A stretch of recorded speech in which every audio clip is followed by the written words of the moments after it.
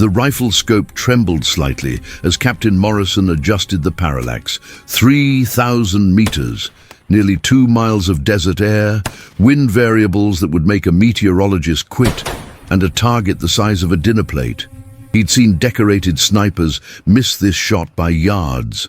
But the woman standing beside him, the one they'd been whispering about all morning, the one Sergeant Davis had called built like a linebacker in lipstick just an hour ago, she wasn't even sweating. Staff Sergeant Elena Kovac was 6 feet tall, broad-shouldered, and every ounce of her 190 pounds had been mocked, criticized, and dismissed since the day she arrived at Camp Pendleton. They said she was too big, too slow, too feminine to be taken seriously, yet too masculine to fit their picture of a woman. But General Hartwick had flown in specifically to watch her shoot, and now the entire base was about to learn why. The morning had started like any other Thursday at the Marine Corps' premier sniper training facility. Drill instructors barked orders across the range. The smell of gun oil and desert sage mixed in the dry California air. Staff Sergeant Kovac had arrived at 500, as she always did, to prep her rifle before the other shooters cluttered the armory. She moved with practiced efficiency, cleaning the barrel of her custom M40A6, checking the Schmidt & Bender scope for the 100th time. Loading match-grade ammunition she'd personally inspected for weight consistency. This was her ritual. This was her meditation. Because for Elena Kovac, shooting wasn't just a skill. It was vindication. She'd grown up in rural Montana, the daughter of a Ukrainian immigrant father and a Blackfeet mother, both of whom stood well over 6 feet tall. By age 12, Elena was already 5'9" and could outshoot her father's hunting buddies with his old Remington 700. By 16, she was the only girl on the high school rifle team, enduring comments about her size, her strength, her unfeminine hobby. College brought a scholarship for volleyball, but her heart was never in it. She wanted to serve. She wanted to prove that the body they mocked was exactly the body she needed. The Marine Corps recruiter had been enthusiastic. The Corps needed women, needed diversity, needed strong candidates. But from day one of boot camp, Elena learned that needed didn't mean accepted. The female drill instructors praised her performance. The male ones made jokes. "Kovac, you trying out for the NFL or the Marines?" one had shouted during a ruck march she'd completed faster than half the men. Another had nicknamed her Amazon, not as a compliment, but as a way to other her, to make her feel like she didn't belong in either category. Not feminine enough to be supported by other women, not masculine enough to be respected by the men. But Elena had something they didn't, an almost supernatural ability to read wind, calculate trajectories, and remain absolutely still for hours. Her first qualification at the rifle range had turned heads. Perfect score. The range master, a grizzled gunnery sergeant with 23 years in, had asked to see her weapon, convinced there was something modified. There wasn't. She was just that good. Yet when she applied for sniper school, her company commander had laughed. "Kovac, you're a hell of a shot, but sniper teams need to be invisible. You're conspicuous. Maybe try something else." She'd applied anyway, and been rejected. Applied again. Rejected. The third time, a sympathetic warrant officer had pulled her aside and explained the unofficial policy. They didn't think a woman her size could handle the physical demands. Never mind that she'd maxed her combat fitness test. Never mind that she could carry a wounded Marine in full gear. She was too big, and somehow simultaneously not big enough to be taken seriously as a sniper. That's when Elena had started shooting on her own time. Long-distance ranges on weekends, competitions under a pseudonym. She'd won the California State Long-Range Championship shooting against former military, police, and civilian experts. She'd set an unofficial record at a private range in Nevada, hitting a target at 3,400 meters in conditions that had other shooters packing up early. She'd done it all quietly, never bragging, never seeking attention, until someone noticed. General Marcus Hartwick had spent 34 years in the Marine Corps. He'd commanded sniper platoons in Iraq, overseen special operations in Afghanistan, and currently served as the Deputy Commandant for Combat Development. He was also on a personal mission to modernize the Corps' approach to talent. When a friend forwarded him footage of a civilian shooter hitting impossible targets at a Nevada range, he'd been impressed. When he learned that Shooter was a Marine staff sergeant who'd been repeatedly denied sniper training, he'd been furious. One phone call later, Elena Kovac had orders to report to Camp Pendleton for a special evaluation. No explanation, just orders. She'd arrived the night before, checked into the temporary barracks, and tried not to let hope become expectation. She'd been disappointed too many times. Now, standing on Range 7 at 0630, watching the sun paint the desert in shades of copper and gold, Elena watched as vehicles began to arrive. First the range officers, then the sniper instructors, then officers she didn't recognize. And finally, a black SUV with flags on the front. General Hartwick stepped out, 2 stars gleaming on his collar, and the entire range snapped to attention. Captain Morrison, the head sniper instructor, approached Elena with an expression somewhere between confusion and concern. "Staff Sergeant Kovac, I'm not entirely sure what's happening here, but apparently you're going to demonstrate long-range shooting for the general. You have any idea why?" Elena kept her eyes forward. "No, sir. I follow orders, sir." Morrison studied her for a moment, taking in her height, her build, the way she stood with absolute confidence despite the obvious tension. He'd heard rumors about her, of course, the staff sergeant who kept applying to sniper school and kept getting rejected. He'd been part of that rejection process twice. Looking at her now, he felt the first whisper of doubt about those decisions. General Hartwick walked the line of assembled Marines, then stopped in front of Elena. "Staff Sergeant Kovac, I've seen footage of your shooting. Impressive. Today I want to see it in person. Can you do that?" "Yes, sir." Range is set for 3,000 meters. Winds coming from the northwest at approximately 8 miles per hour, gusting to 12. Temperatures rising. Not ideal conditions, but that's the shot. Can you make it? Elena allowed herself the smallest smile. "Sir, I'd be disappointed if the conditions were ideal." "No." A few of the watching Marines chuckled. Hartwick's expression didn't change, but there was a glimmer of something in his eyes. Approval, maybe. "Then let's see what you've got, Staff Sergeant. Your weapon." Elena moved to the shooting bench where her rifle waited. The morning sun caught the matte black finish of the M40A6.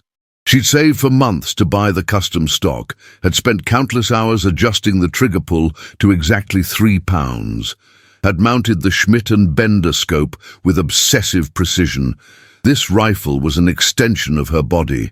She knew its quirks, its preferences, its personality. Some shooters named their weapons. Elena didn't need to. They understood each other without words. She settled into position, feeling the familiar weight of the rifle, the texture of the stock against her cheek. Her breathing slowed automatically. Her heart rate dropped. This was the zone, the place where noise faded and the world became nothing but math, physics and intuition. Captain Morrison stood beside her with a spotting scope. "Target is marked with orange panel, 3,000 meters. Send it when ready." Elena didn't rush. She studied the wind flags downrange, noting how they moved at different distances. She watched the mirage through her scope, reading the heat waves like a language only she understood. She calculated the Coriolis effect, the spin drift, the drop. Her mind processed variables faster than most people could list them. And then, beneath all the math, she felt it. The rightness, the certainty. Her finger touched the trigger. Gentle pressure, increasing steadily. The rifle roared. The recoil pushed into her shoulder like an old friend. And 3 seconds later, before the sound had finished echoing across the desert, Captain Morrison's voice cut through the silence. "Impact! Dead center!" The range went quiet. Elena cycled the bolt, chambering another round, her movements smooth and practiced. She didn't celebrate, didn't smile, just waited for the next instruction. General Hartwick approached the shooting bench. Again, same target. Elena settled in, read the wind, made a fractional adjustment for the warming air. Another shot, another 3-second flight, another hit. "Center mass," Morrison confirmed, his voice carrying a note of disbelief. "5 more rounds," Hartwick ordered. "Show me it wasn't luck." What happened next would become legend at Camp Pendleton. Elena Kovacs fired 5 more rounds at 3,000 meters. 5 more hits. 3 were in the dead center of the target. 2 were within inches. In conditions that most expert snipers would consider challenging, with an audience that included the deputy commandant and half the base's leadership, she'd just delivered the kind of shooting that most marksmen couldn't achieve at half the distance. When the last round found its mark, General Hartwick turned to the assembled officers. "Gentlemen, I've been in the Corps for 3 decades. I've seen a lot of shooters. That is some of the finest long-range marksmanship I've ever witnessed. Captain Morrison, can you explain to me why Staff Sergeant Kovacs has been rejected from sniper training 3 times? Morrison's face flushed. The question hung in the air, like an accusation, because that's exactly what it was. Before Morrison could answer, Hartwick continued, "I'll save you the trouble, Captain. She's been rejected because she doesn't fit someone's narrow idea of what a sniper should look like. Because she's a woman, because she's 6 feet tall and strong, because small-minded people confused different with incapable. Does that about sum it up?" The silence was deafening. Elena remained at the shooting bench, eyes forward, expression neutral. But inside, years of rejection, mockery, and dismissal were crashing against a sudden, overwhelming wave of validation. "Sir," Morrison began, but Hartwick cut him off. "I didn't come here for excuses, Captain. I came here to fix a problem. Staff Sergeant Kovacs, you're hereby enrolled in the next sniper course. Not a special evaluation, not a trial run, full enrollment. And Captain Morrison, you're going to personally ensure she receives the same training, the same standards, and the same respect as every other Marine in that course. Is that clear?" "Crystal clear, sir." Hartwick turned back to Elena. "Staff Sergeant, I'm going to be honest with you. This won't be easy. Some people are going to resent you. Some are going to try to prove you don't belong. But I've seen enough to know you've got the skill. The question is, do you have the determination to see it through?" Elena finally allowed herself to make eye contact with the general. "Sir, I've been preparing for this my entire life. I won't let you down." "I know you won't. Carry on." As Hartwick walked back to his vehicle, the assembled Marines began to disperse. Some looked impressed. Others looked uncomfortable. A few looked openly hostile. Elena didn't care about any of it. She carefully cleaned her rifle, packed her gear, and allowed herself one small moment of triumph. She'd been right. All along she'd been right. And now, finally, she'd get her chance to prove it. Before we continue with Elena's journey, I want to know, which military branch has the strongest presence in your area? Army? Navy? Marines? Air Force? Drop a comment and let me know where you're watching from. The Marine Corps Scout Sniper course is not designed to be passed. It's designed to break people. 90 days of physical torment, mental exhaustion, and psychological pressure. The attrition rate hovers around 70%. Most students who fail don't fail because they can't shoot. They fail because they can't handle everything else. The sleep deprivation, the constant surveillance, the grueling physical standards, the mental games the instructors play to see who cracks first. Elena reported for training on a Monday morning in September.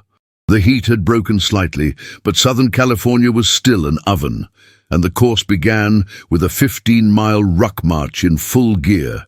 She'd expected hostility. What she got was worse. Silence. The other students, 17 men ranging from fresh corporals to seasoned staff sergeants, didn't acknowledge her, didn't introduce themselves, didn't make eye contact. It was as if she didn't exist. The message was clear. Prove yourself first, then maybe we'll talk. The instructors were a different story. Chief Instructor Gunnery Sergeant Ramon Silva had 30 years in the Corps and a chest full of medals. From conflicts most Americans had forgotten, he was fair, demanding, and notoriously impossible to impress. When Eleanor lined up with the other students, he walked down the line slowly, studying each face. He stopped in front of her. "Staff Sergeant Kovacs, I watched you shoot last month. Impressive. But this course isn't about one good day on the range. It's about consistency, discipline, and proving you can function when everything hurts and your body wants to quit. You ready for that?" "Yes, Gunnery Sergeant. We'll see. Half of these men won't make it. The question is whether you're in the half that does or the half that doesn't. No special treatment, no excuses. You perform or you're gone. Clear?" "Clear, Gunnery Sergeant."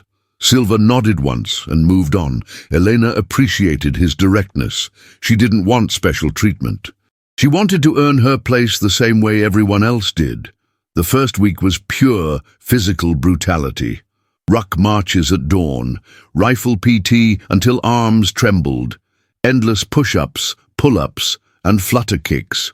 The instructors were looking for weakness, for students who'd exaggerated their fitness levels, for bodies that would break under sustained pressure. Elena's size, which had been mocked for so long, became an advantage. While smaller students struggled under the weight of gear and weapons, she carried it easily. When the instructors added extra weight to her pack, just to make it fair, she didn't complain. She just adjusted and kept moving. By the end of week 1, 3 students had dropped.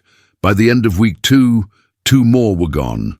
The remaining students began to acknowledge Elena, if only because she was still there, still performing, still not quitting. A lance corporal named Diaz started jogging alongside her during morning PT. "You're pretty fast for someone so tall," he commented. It wasn't exactly a compliment, but it was communication. Elena took it. "Long legs, cover more ground." Diaz grinned. "Fair enough. I'm Marcus, Motor City, Detroit. Elena, middle of nowhere, Montana. That where you learned to shoot?" "Yeah. Started hunting with my dad at 8. Been shooting ever since." "It shows. You made Silva stop and stare at the range yesterday. That's like seeing a unicorn." The shooting portions of the course were where Elena could truly shine, while other students struggled with wind calls. Elevation adjustments and the mental pressure of long-range shooting, she was in her element. The instructors would set up scenarios. Hit a target at 800 meters while lying in an awkward position. Engage multiple targets in sequence while moving. Calculate a shot in your head while being peppered with questions designed to break your concentration. Elena absorbed it all. More than that, she excelled. By week 4, the instructors stopped testing her basic skills and started pushing her into advanced scenarios. "Kovacs, target at 1,200 meters, wind from the east, you've got 20 seconds to make the shot." Bang. Hit. "Kovacs, engage the target while I throw rocks at you." Bang. Hit. "Kovacs, solve this calculus problem while holding your rifle at arm's length." She did both simultaneously. Gunnery Sergeant Silva pulled her aside after a particularly difficult day on the range. "Staff Sergeant, I've been teaching snipers for 12 years. I've seen some natural talent, but what you have, that's something different. You don't just shoot. You understand shooting on a level most people never reach. Where'd you learn this?" Elena considered her answer. "Gunnery Sergeant, I've spent most of my life being told I was wrong. Wrong size, wrong interests, wrong everything. Shooting was the only place where being wrong didn't matter. Either the bullet hit or it didn't. Either I was good enough or I wasn't. There was no opinion, just results. So I practiced thousands of hours, tens of thousands of rounds. I learned because I had to prove everyone wrong." Silva nodded slowly. "That's a hell of a motivation, but here's something to consider. You've already proved them wrong. You're here. You're performing at the top of your class. The question now is, what are you shooting for? Revenge is a good starter fuel, but it burns out. What's going to keep you going when the revenge is satisfied? It was a question Eleanor hadn't considered. She'd been so focused on getting into the course, on proving she belonged, that she hadn't thought about what came after. Permission to speak freely, Gunnery Sergeant? Granted. I don't know yet, but I'll figure it out. Good, because snipers aren't just shooters. We're problem solvers. We're thinkers, and the best snipers I've known were the ones who understood their purpose beyond the shot. Think about it. Week 6 brought the field exercises. Students were dropped in the wilderness, with minimal supplies and tasked with navigating to objectives, setting up hides, and conducting surveillance without being detected. This was where the course separated the shooters from the snipers. Anyone could learn to hit a target on a flat range. It took a different skill set entirely to crawl through brush for hours, set up a concealed position, and remain undetected while reporting enemy movements. Elena's size, once again, was both advantage and disadvantage. She could carry more gear, but she had more body to hide. The instructors seemed particularly interested in seeing how she'd handle this phase. They assigned her a partner, Corporal Jake Henderson, a wiry kid from Alabama with a reputation for being able to hide in a blade of grass. "Great," Henderson muttered when they got their assignment. "I get paired with the Amazon." Elena kept her expression neutral. "We've got 72 hours to infiltrate, set up a hide, observe the target area, and exfiltrate without being detected. You want to complain about my size, or you want to pass this phase?" Henderson met her eyes, saw the steel there, and reassessed. "Pass. Definitely want to pass." "Then let's focus on that. You're better at camouflage than I am. I've watched you work. So you take the lead on our hide construction. I'll handle navigation and long-range observation. We play to our strengths." It was the right approach. Over the next 3 days, Henderson and Eleanor developed an efficient working rhythm. He taught her tricks for breaking up her silhouette, using natural vegetation to blur her outline. She shared her techniques for reading terrain, finding covered approaches, and predicting patrol patterns. When they set up their hide overlooking the target area, it was a masterwork of concealment. The instructors walked within 10 feet and never spotted them. On the final day, as they were preparing to exfiltrate, Henderson spoke quietly. "Hey, Kovac, I was wrong. First day, I saw you and thought this was some politically correct bullshit, forcing the instructors to pass a woman just for appearances. But you're legit. You're better than most of the men here, and I'm sorry I judged you before I knew you." Eleanor kept her eyes on the terrain ahead. "Appreciate that, but don't apologize for being skeptical. Lots of people use politics as an excuse for lowering standards. I don't want standards lowered. I want to meet them or exceed them. You gave me the chance to prove myself. That's all I needed."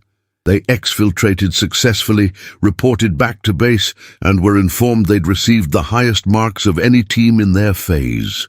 When the scores were posted, Elena saw several of the other students looking at her differently. Not with hostility or resentment, but with something closer to respect. She was earning her place, one evolution at a time. Week 8 brought the most feared portion of the course, the stalk. Students had to move across open terrain, approach within 200 meters. Of observer positions, take a simulated shot and leave without being detected. The observers had binoculars, radios, and years of experience finding hidden students. Most attempts failed. Even experienced students typically needed multiple tries to succeed. Elena drew the most difficult terrain, a hillside with sparse vegetation and multiple observer positions with overlapping fields of view. The instructors briefed her objective, then sent her out at dawn. She had 6 hours to complete the stalk. She began by studying the terrain from a distance. The obvious routes were the most dangerous. Everyone would try to use the small draws and creek beds for concealment. Instead, Elena spotted a rocky outcropping that most people would avoid because it seemed too exposed. But the rocks would break up her silhouette, and the angle would put her above the primary observer's line of sight. For 3 hours, she moved in 6-inch increments. Crawl, freeze, observe, crawl. She used every rock, every shadow, every depression in the ground. Her arms ached, her legs cramped, sweat soaked her uniform.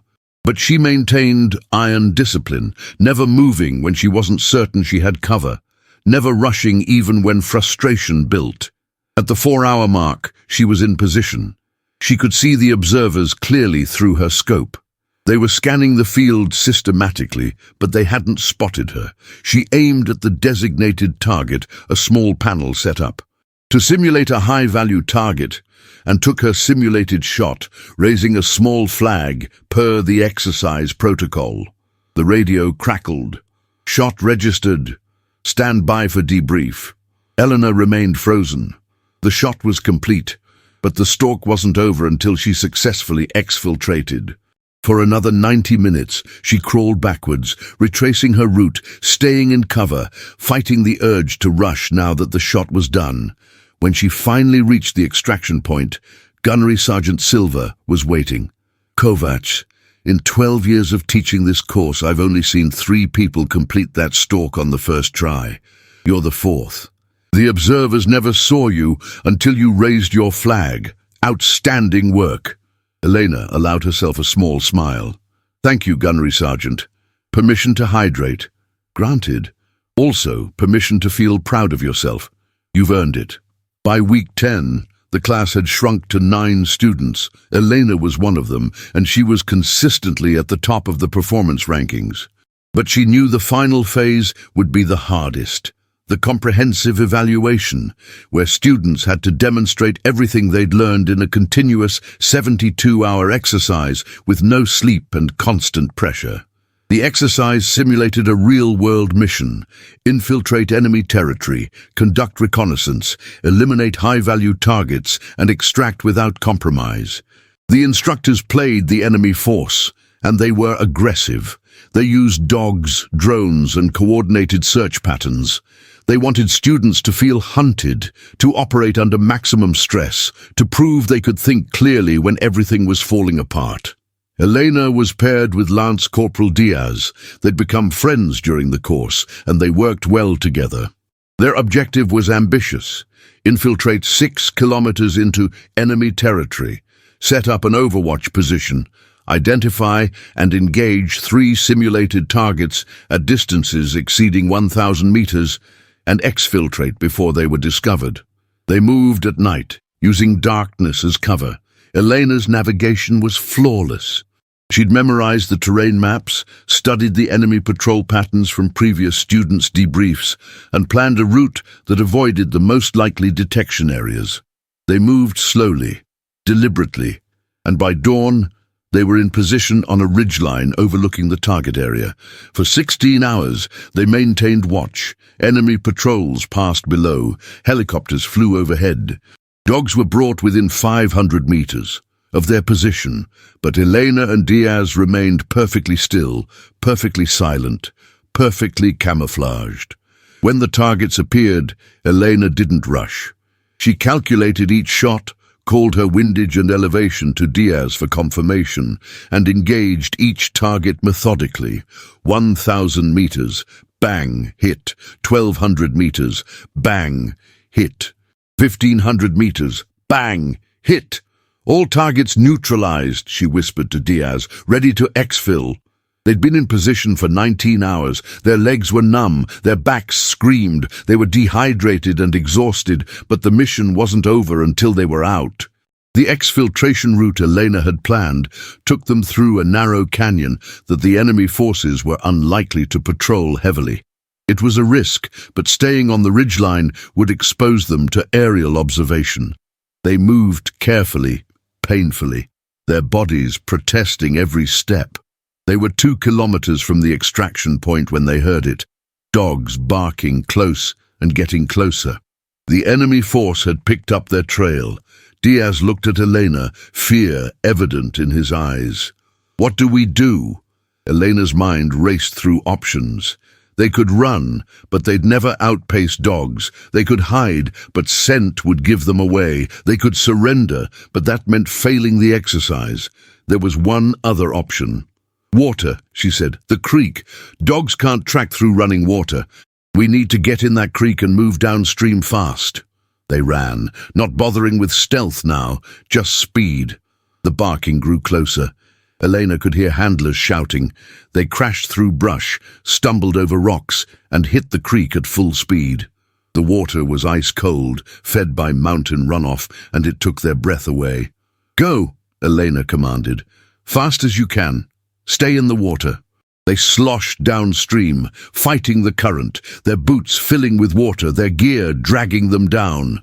Elena's superior strength made the difference. When Diaz stumbled, she caught him. When the current threatened to sweep him away, she braced him. They covered 1/2 kilometer before the barking grew distant and finally faded. Soaked, frozen, and exhausted, they reached the extraction point with 20 minutes to spare. The instructors were waiting. Gunnery Sergeant Silva looked at their condition, looked at the stopwatch, and nodded. Mission complete. Well done. Diaz collapsed. Elena remained standing, swaying slightly, but standing. Silva approached her. Staff Sergeant Kovacs, in all my years teaching this course, I've never seen a student perform at your level so consistently. You didn't just pass this course, you dominated it. How do you feel? Elena's response was quiet but firm. Like I belong here, Gunnery Sergeant. You do, more than most. Congratulations. You've earned the title. The graduation ceremony was small. Only the 9 students who completed the course, the instructors, and a handful of command staff. But when General Hartwig showed up unexpectedly, the significance of the moment amplified. He stood before the graduating class and spoke with the authority of decades in service. Snipers are not just shooters. You are force multipliers. You are problem solvers. You are the Marines who go where others cannot, do what others will not, and return with intelligence, precision, and honor. Today, you join an elite community. Wear that honor well. Then he turned to Elena specifically. Staff Sergeant Kovacs, I came here 3 months ago and saw you shoot. Today, I came to see you graduate. You have not only proven your shooting skills, you have demonstrated leadership, resilience, and the character that defines the finest Marines. I am proud to have played a small role in getting you here. Congratulations, Sniper. The applause from her fellow students was genuine. They'd watched her perform. They'd learned alongside her. They respected her because she'd earned it, not because anyone had demanded it. That respect meant everything. After the ceremony, as Elena was packing her gear, Corporal Henderson approached. Hey, Kovacs, I wanted to say you changed my mind about a lot of things. I came into this course thinking women in combat was political correctness. I'm leaving knowing that mindset was just ignorance. You're a better Marine than I'll probably ever be. Thank you for that lesson. Elena shook his hand. We all have biases. The key is being willing to change when the evidence proves us wrong. You did that. That takes character. As she walked off the base that evening, her sniper qualification in hand, Elena Kovacs reflected on the journey. From the Montana girl who was too tall, too big, too different, to a Marine Corps scout sniper who'd outperformed every standard. She'd proven everyone wrong, yes. But more importantly, she'd proven herself right. Her body, the one they'd mocked and dismissed, had been exactly what she needed all along. But the story didn't end with graduation. In many ways, it was just beginning. Elena's first assignment as a qualified sniper was with 1st Battalion, 7th Marines, preparing for deployment to an undisclosed location in the Middle East. The battalion commander, Lieutenant Colonel Sarah Reeves, was one of the first women to command an infantry battalion, and she'd specifically requested Elena for her team. Staff Sergeant Kovacs, Reeves had said during their first meeting, I requested you because I need shooters who can perform under pressure. I don't care about politics or optics. I care about bringing my Marines home alive. Can you do that? Yes, ma'am, I can. Good. Because the enemy doesn't care about diversity initiatives. They care about killing Marines. Your job is to make sure that doesn't happen. Clear? Crystal clear, ma'am. The deployment was brutal. 100-degree days, freezing nights, and an enemy that knew the terrain better than any map could show. Elena was assigned to a scout sniper team led by Staff Sergeant Marcus Chen, a veteran of 3 deployments who'd heard about her reputation but reserved judgment until they worked together. Their first mission was overwatch for a patrol moving through a contested valley. Elena and Chen set up on a ridgeline with clear sightlines covering 2 kilometers. For 6 hours, they watched through their scopes as the patrol moved below, searching compounds, interacting with locals, gathering intelligence. It was hour 7 when Elena spotted movement on a distant rooftop. 1,300 meters away, partially concealed behind a wall, someone was setting up what looked like a heavy weapon aimed at the patrol. Chen, I've got a possible hostile bearing 285, range 1,300 rooftop of the red building, she whispered. Chen swung his spotter scope. I don't see... Wait. Yeah. That's an RPG. You have the shot? I have the shot. Wind's tricky. Left to right, maybe 6 miles per hour at our position, but it's gusting in the valley. Elena read the mirage, watched the dust patterns, calculated the drift. I'm accounting for it. Engage. Wait for confirmation. If he's just a local with a broken heater pipe, we create an international incident. They watched. 30 seconds later, the figure raised the weapon, aiming clearly at the patrol below. No ambiguity. Hostile intent. Engage, Chen ordered. Elena breathed out slowly, her finger tightening on the trigger with practiced precision. The rifle kicked. Through her scope, she watched the bullets arc, compensating mentally for the flight time. 2 seconds. The figure dropped. The weapon clattered to the ground. Chen confirmed through his scope. Target down. Good shot. The patrol below never knew how close they'd come to disaster. Elena and Chen maintained overwatch for another hour, then exfiltrated back to base. Lieutenant Colonel Reeves debriefed them personally. Staff Sergeant Kovac, the patrol leader, confirmed they found an armed hostile with an RPG on that rooftop. Your shot likely saved lives today. Well done. Elena nodded. Just doing my job, ma'am. It's a job you do exceptionally well. Keep it up. Over the next 6 months, Elena conducted 17 missions. She engaged hostile forces 9 times at ranges from 800 to 1,600 meters. Every shot was a confirmed hit. 0 collateral damage, 0 civilian casualties. Her reputation spread through the battalion and then beyond it, but it was Mission 18 that would change everything. A Marine patrol had been ambushed in a remote mountain village. 3 wounded, pinned down by heavy fire from multiple positions. Air support was 15 minutes out. The patrol couldn't wait that long. Elena and Chen were the closest sniper team, 8 kilometers away on a different mission. All units, this is Ironside 6, the radio crackled. Patrol under heavy fire. Request immediate support. Grid coordinates to follow. Elena plotted the coordinates. Chen, we can be there in 90 minutes on foot. They'll be dead in 90 minutes. We need to move now. They ran. Full gear, in the heat, across terrain that was more vertical than horizontal. Elena's physical conditioning, built over years of being told she was too big, became her greatest asset. She could carry the weight. She could maintain the pace. When Chen started to flag, she took some of his gear without asking and kept moving. They reached an overwatch position in 67 minutes.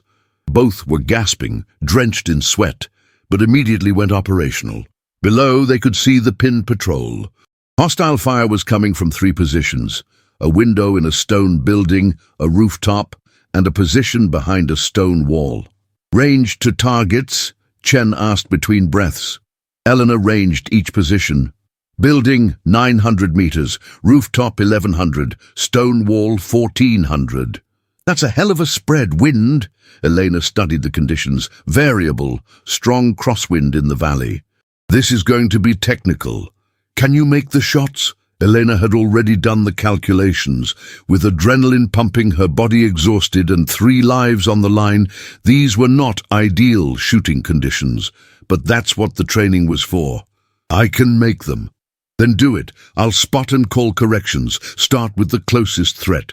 Eleanor settled behind her rifle. 900 meters to the window, she could see muzzle flashes, could see the hostile shooter moving between shots. She controlled her breathing, forced her heart rate down despite the adrenaline. First shot.